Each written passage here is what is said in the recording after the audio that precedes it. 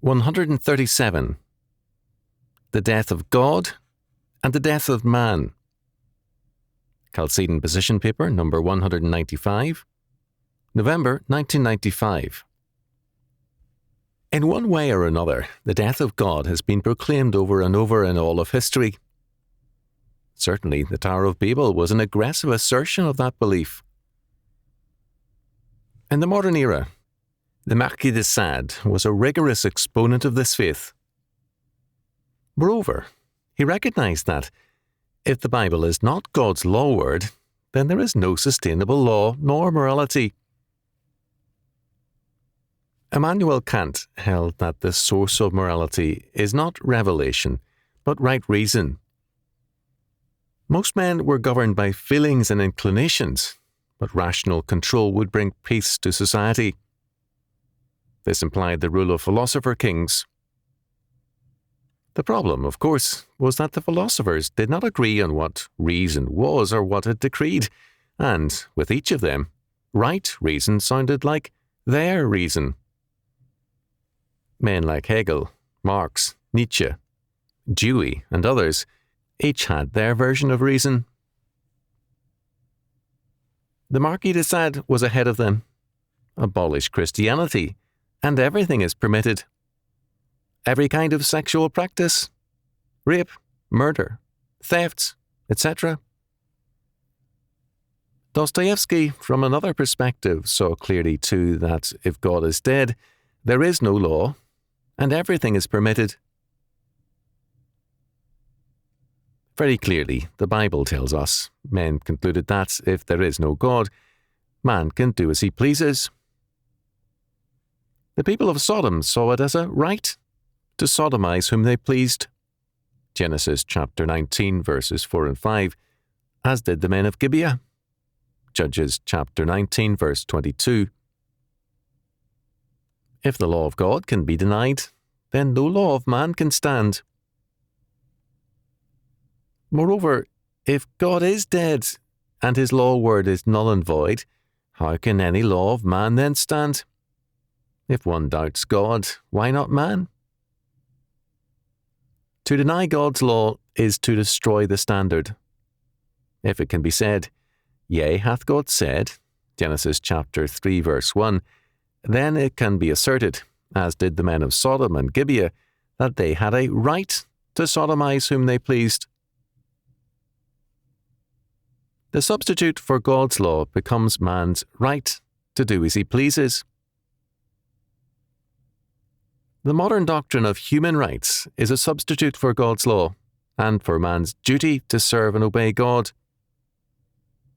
It is not by accident that God's word tells us, Romans chapter 1, verses 21 to 32, that a burning out of man, the culmination of his apostasy, is homosexuality. But when God is declared dead, the basis of judgment is undermined. We have, then, the variable words of men as to what is good and evil. Nietzsche saw clearly that, given such a development, the death of man would follow. There would be no law nor criterion, no good nor evil, so that a meaningless world would then appear.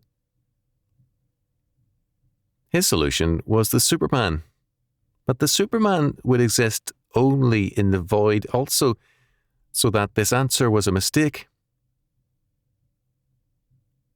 We live today in the growing collapse of modern civilization. At best, the nations give minor lip service to God's order. In the United States, God and his law are progressively excluded from the public scene, even by churchmen. Kant had ascribed to man a power of unlimited freedom. H.W. Cassirer, Grace and Law, St. Paul, Kant, and the Hebrew Prophets, 1988, page 83. For Kant, God's grace degrades man and limits his freedom. Man's freedom comes from the free exercise of his reason. As against this, Paul sees our fullness and deliverance only in God's grace. He who made us can only and alone deliver us and make us whole. We are delivered from moral degeneracy into the wholeness of His grace. God's law is revealed. His redemption through Jesus Christ is both revelation and history. For Kant and for modern man, only through the free exercise of reason can man save himself.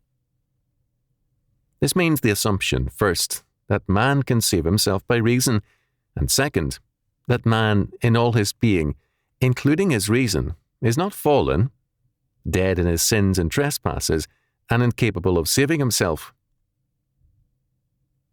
Kant, in Religion Within the Bounds of Bare Reason, 1793, moderated his rationalism somewhat, but he did not replace it with grace. But it is grace precisely which modern man rejects. Many churchmen speak of grace, but it is not sovereign grace, but rather a merited or personally acquired fact. Man becomes the determining factor in his salvation by his assent, not God by his sovereign choice. Because God is the Creator, there is no law or meaning of any validity in all of creation except that which God determines. All factuality is God-determined factuality. To deny God is to deny life, law, and meaning, and to reduce all factuality to brute or meaningless factuality. This is why death of God's schools of thought lead to the death of man and of society. No meaning then binds man. Every man then demands his right to do as he pleases, to make up his own laws and rules, and to be justified by his own word. When the law is the creation of man or the state, then man feels free to break what he has created. If men can be antinomian in relation to God and His law, they will be more so with regard to man and the state, towards humanistic law. Many do say, as they break the law of men and the state, their say-so doesn't make it right or wrong. They reduce the ultimate determination of all things to self-will. The result is our growing anarchy and the death of man.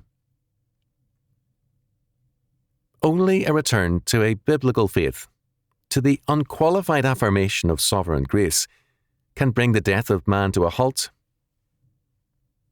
The 20th century has been the bloodiest century of all history. A higher percentage of mankind has died because of wars, slave camps, tortures, mass murders, famine, etc., than ever before. See G. Eliot, 20th Century Book of the Dead. Only a return to God's sovereign grace and law can alter this trend. Sovereign grace and sovereign law are essentially related. A covenant is a treaty of law. God, in His covenant, gives us His law as an aspect of His grace. We dare not separate the two aspects of God's covenant. For if we deny either one, law or grace, we deny both.